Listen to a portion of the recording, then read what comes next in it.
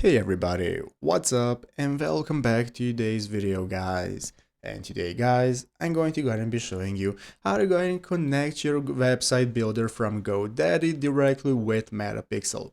This is a very simple thing to do, so make sure to watch this quick and easy video till the very end, follow my steps correctly, so you can make sure this works the same for you and you can do this yourself. But yeah guys, let's get straight into it.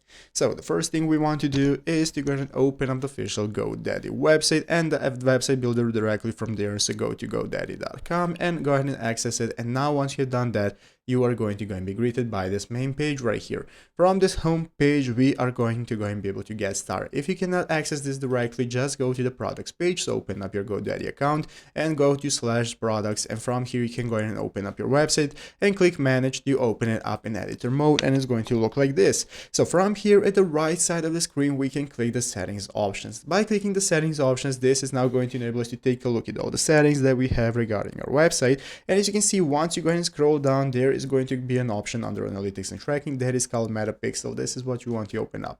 From here, you can go ahead and click on it. This is going to enable you to set up a Metapixel on your website. You can track your Facebook and page to see how they're doing and what works best. So input your Metapixel ID directly right here. And by inputting it, it's going to enable you to save it. Once you apply it, it's going to be using that ID for your Metapixel trackings. And now you can go to your Metapixel dashboard and directly track all the analytics on your website in real time. That's going to be happening right here, and it's all going to go and be caught right there. And that is how to do so. So I hope this video was helpful. If it was, make sure to leave a like, subscribe to the channel. Thanks for watching. Take care and bye.